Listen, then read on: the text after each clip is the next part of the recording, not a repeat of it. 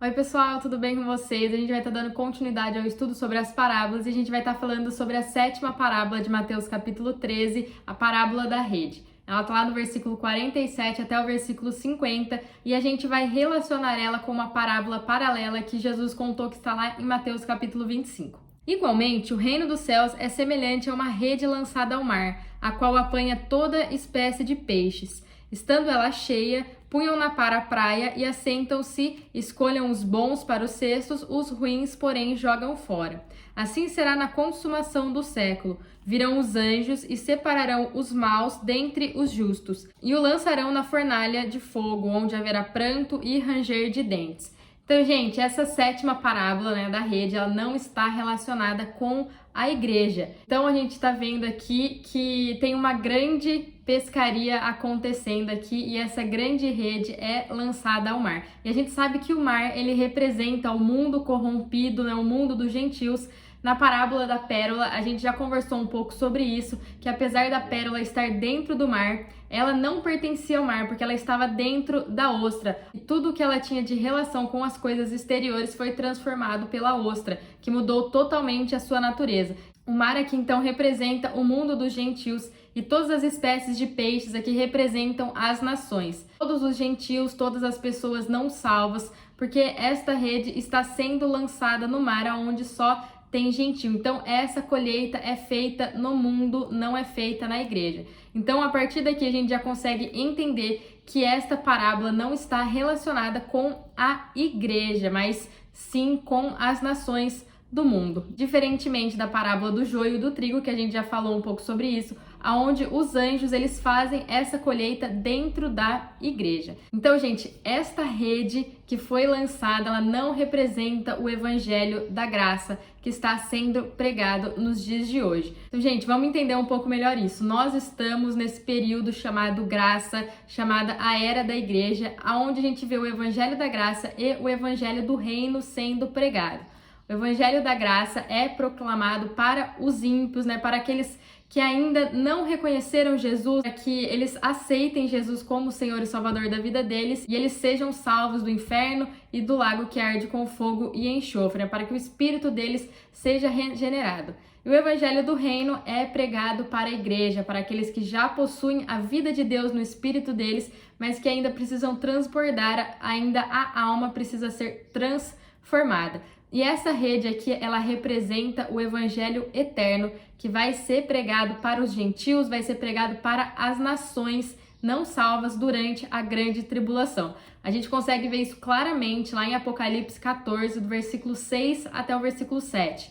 Vi outro anjo voando pelo meio do céu, tendo um evangelho eterno para proclamar aos que habitam sobre a terra e a toda a nação, tribo, língua e povo, dizendo com grande voz: temei a Deus e dai-lhe glória, porque é chegada a hora do seu juízo. E adorai aquele que fez o céu e a terra, o mar e as fontes das águas.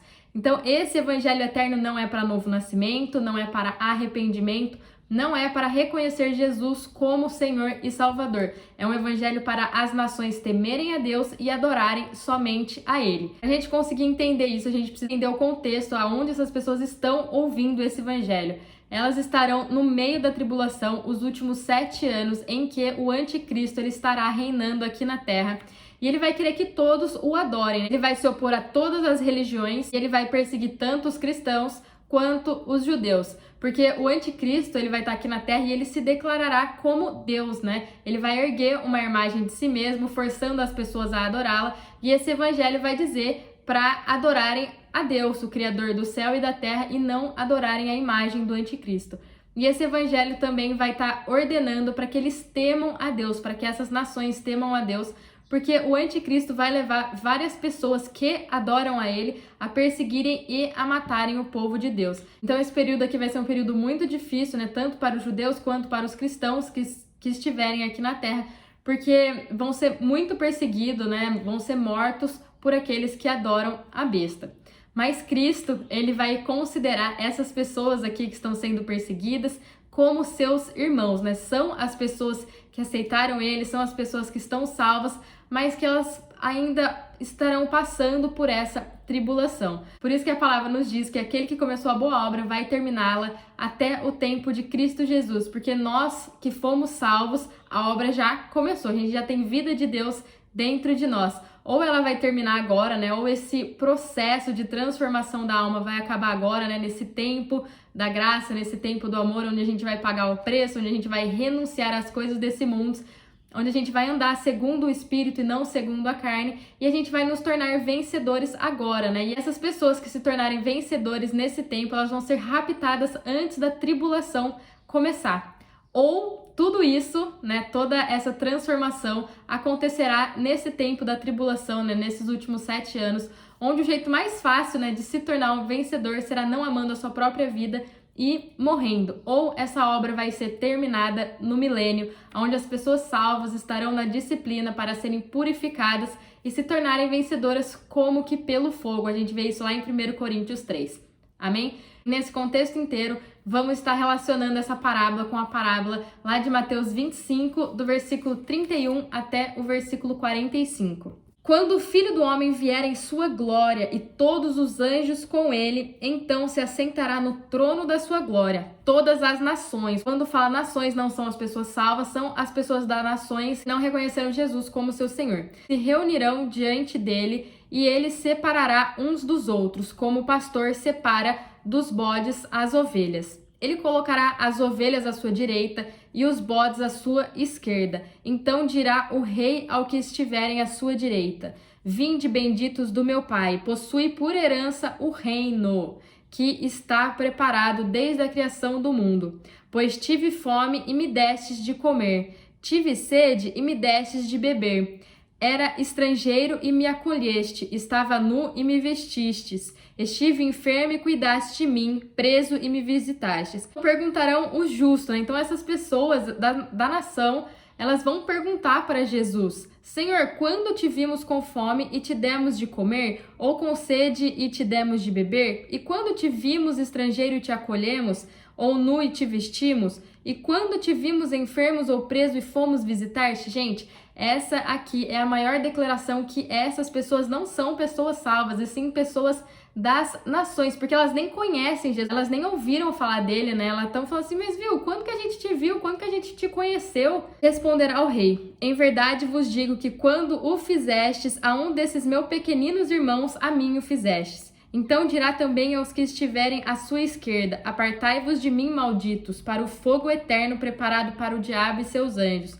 Pois tive fome e não me deste de comer, tive sede e não me deste de beber. Fui estrangeiro e não me acolheste, estive nu e não me vestiste, enfermo e preso e não me visitastes. Então eles também lhe perguntarão, olha lá, eles também perguntarão, eles não conhecem Jesus: Senhor, quando te vimos com fome ou com sede, ou estrangeiro, ou nu, ou enfermo, ou preso, e não te servimos? Então lhes responderá: em verdade vos digo que todas as vezes que o deixaste de fazer a um desses pequeninos, foi a mim que o deixastes de fazer. Gente, nós não vamos nos aprofundar muito nessa parábola, mas só para a gente entender um pouco melhor a parábola da rede. Quando Cristo voltar, ele vai julgar tanto os vivos quanto os mortos. E tudo isso acontecerá depois da grande tribulação, mas antes do milênio. Então, Cristo ele vai julgar os crentes no tribunal de Cristo, onde as pessoas salvas receberão galardões para reinar no milênio, ou elas serão mandadas para disciplina, as pessoas salvas. Mas também haverá um julgamento para as nações, para aqueles que não estão salvos, e esse julgamento não será baseado na lei de Moisés ou de acordo com o evangelho da graça, mas de acordo com o evangelho eterno que terá sido pregado para eles durante 3 anos e meio antes da vinda de Jesus. Então, ele julgará essas nações dependendo de como elas trataram seus irmãos mais novos. Lembra que a gente falou que Jesus ele considera essas pessoas que estavam sendo perseguidas e maltratadas durante a grande tribulação como seus irmãos, porque eles vão estar sofrendo muito, eles vão estar sendo muito perseguidos, eles não vão ter o que comer, eles não vão ter o que vestir, eles vão ficar doentes, né? Eles vão ir para a prisão. Mas aqueles que ouvirem esse evangelho eterno e temerem a Deus, e adorarem a Deus e não adorarem a besta, eles ajudarão secretamente, né? Fornecendo ajuda, fornecendo suporte para essas pessoas que estarão sendo perseguidas. Exatamente como ocorreu com os judeus na Segunda Guerra, onde muitas e muitas pessoas ajudaram eles, esconderam eles, deram comida, assim também acontecerá na grande tribulação. E aqueles que tratarem bem, né, os irmãos de Cristo, serão considerados as ovelhas, mas aqueles que não tratarem bem serão considerados os bodes. Os bodes serão lançados no lago eterno, mas as ovelhas serão transferidas para o milênio, para serem habitantes da terra durante esses 1000 anos.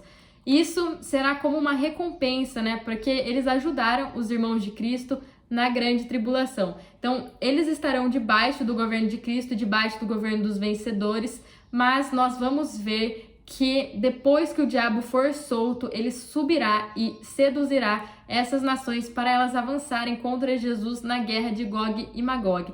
E o mais interessante de tudo isso é que o diabo vai estar preso por 1000 anos, toda a terra vai estar sendo governada por Cristo, vai estar sendo restaurada por ele, tudo vai estar sendo colocado no seu devido lugar, vai estar voltando tudo como era antes, mas essas nações, mesmo assim, elas se voltarão contra Cristo. Gente, isso nos mostra que nem mesmo 1000 anos sem o diabo muda o homem, porque para a mudança do homem, ele precisa passar pelo novo nascimento, ele precisa se tornar uma nova criatura, porque senão só muda o comportamento, não muda a essência, né? Se não muda por dentro, uma hora ou outra, o que está dentro vai se manifestar. Amém? Então, gente, as 6 primeiras parábolas, elas tratam de vários aspectos da vida da igreja, mas a parábola da rede, essa 7ª parábola, ela fala sobre as pessoas mundanas, ela fala sobre as pessoas que estão no mundo, as nações. A gente viu na parábola da pérola que a igreja, ela vem do mar, ela vem desse mundo, mas depois que a igreja foi chamada para fora do mar, o que restou no mar foi somente as nações, né, que estavam vivendo nesse mundo corrompido. Então, gente, Mateus capítulo 3 nos dá uma imagem muito clara de todos esses eventos, né? Nesse capítulo a gente vê que essas 7 parábolas, elas encerram esta era. A gente vai ver que o Senhor concluirá esta era julgando a igreja de acordo com as 6 primeiras parábolas